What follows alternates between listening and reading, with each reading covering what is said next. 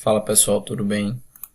Hoje a gente vai falar sobre a Sanepar, especificamente as ações que são cotadas no código SAPR4, e para isso a gente vai fazer bastante uso das informações contidas no Status Invest.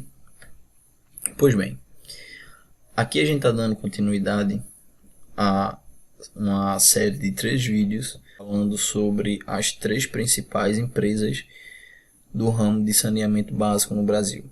Bom, no vídeo passado a gente falou sobre a Sabesp e analisamos alguns pontos a respeito da empresa, e eu acabei decidindo que não seria uma empresa tão atraente para esta carteira. Não é uma empresa que brilha os olhos para as propostas que eu acredito que essa carteira tenha, que é de crescimento de patrimônio e principalmente o acúmulo de proventos, né?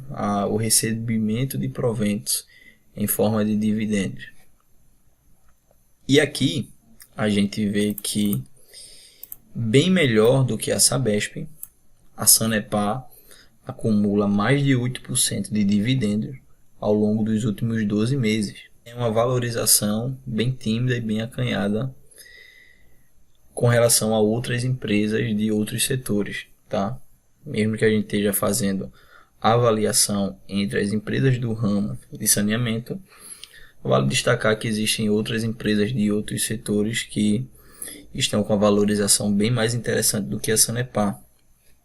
Mas é claro que essa valorização a gente pode também estimar a partir de outros dados fundamentalistas, a partir de outras análises de outros índices da empresa. Mas aqui a gente está só mencionando que nos últimos 12 meses a empresa, o seu valor de mercado aí por cota cresceu mais de 1%. Uma outra coisa que a gente sempre faz aqui nos vídeos é analisar a quantidade de vezes que a empresa distribuiu os seus proventos aos acionistas. E a gente vê que não é como, por exemplo, a gente mostrou em outro vídeo da Taesa, em que a empresa dividia os proventos em várias partes, pelo menos 6 vezes ao ano. E dessa vez aqui na Sanepar, a gente vê que em 2022 foram 3 vezes, 2021 2 vezes, 2020 2 vezes e 2019 3 vezes. Eu estou fazendo esse balanço dos últimos 5 anos. Então veja, aqui é um ponto que talvez eu poderia colocar como negativo a respeito da Sanepar, porque o investidor que pensa em reinvestir os dividendos, é claro que é muito mais vantajoso a empresa distribuir várias vezes esses proventos, porque assim o investidor vai ficar sempre com algum dinheiro em carteira, dinheiro oriundo dos proventos. E com isso existe a maior possibilidade de comprar ativos que estejam bastante descontados. O payout da Sanepar fica numa média de quase 35%. Se a gente levar em consideração o patrimônio da empresa, que não é tão grande com relação a outras empresas listadas na bolsa, a gente pode até aceitar um payout aí com essa média variando entre 29 até 47, pois por ser uma empresa com um porte menor com relação a outras empresas listadas na bolsa, a gente espera que essa empresa pegue parte do lucro e também reinvista, Ainda que o nosso propósito seja ganhar dividendos com boas empresas, a gente também espera que essas empresas visem o lucro, visem o crescimento, porque no futuro, além da gente se beneficiar com a valorização das cotas dessa empresa, é claro que vai ficar muito mais favorável para que essa empresa retribua com bons dividendos. Falando nos investimentos que a empresa pode fazer, uma notícia agora do dia 20, onde informa que a Sanepar investiu mais de 38 milhões de reais no sistema de esgoto de Campo Mourão. E o propósito da Sanepar com esse investimento é modernizar a tecnologia já existente, que usam para trabalhar nesse sistema de esgoto. E é claro, né, que com esse investimento, o que se espera é que a empresa no futuro venha ter um lucro maior, porque vai estar com um serviço melhor, vai estar prestando um serviço de maior qualidade, e o que se espera é que os usuários desse serviço possam encarar a empresa como uma boa empresa nesse serviço que presta. E é claro, né, isso só tende a valorizar mais e mais a empresa no mercado. Uma outra coisa muito importante que a gente tem que analisar, principalmente quando comparar com outras empresas no segmento do saneamento básico, é o nível dos reservatórios dessas empresas, que basicamente usam da água para trabalhar, né, que é uma das matérias aí que essas empresas usam para trabalhar, e a gente vê que o nível dos reservatórios estão todos em 100%, e isso é informação recente, de abril.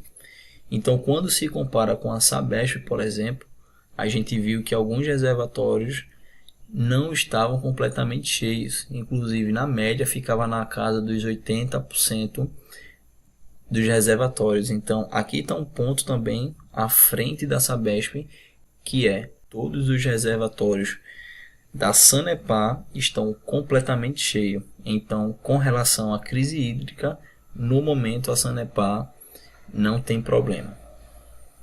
E uma outra coisa que eu gostaria de esperar para saber é que em maio vai sair o resultado do primeiro trimestre da empresa, assim que terminar o mercado, porque seria um conjunto de informações que melhorariam a análise para saber se a empresa seria uma boa ou não para incluir na carteira, mas a gente vai se contentar só com essas informações, né, sem saber ainda dos resultados do primeiro trimestre. A gente vai levar em consideração os resultados dos trimestres anteriores. E isso a gente está fazendo tanto para a Sanepar, tanto para a Copasa, quanto para a Sabesp.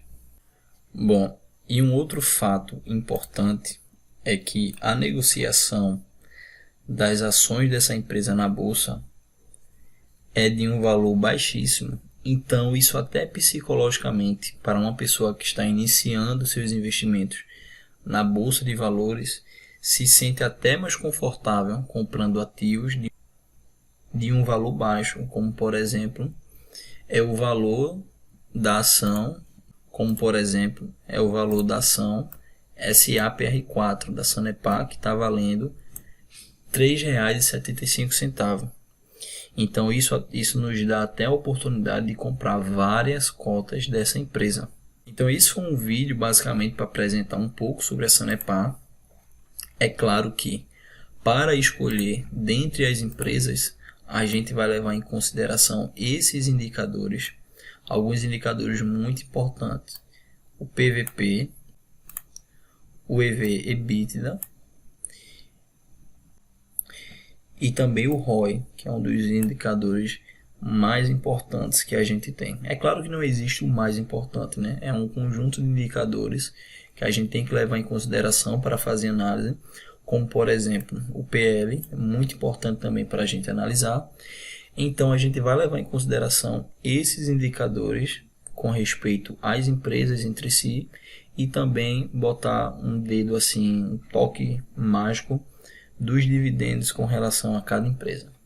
Então é isso, pessoal, até o próximo vídeo, que será sobre a Copasa, e logo em seguida o vídeo falando a respeito da empresa escolhida. Até mais.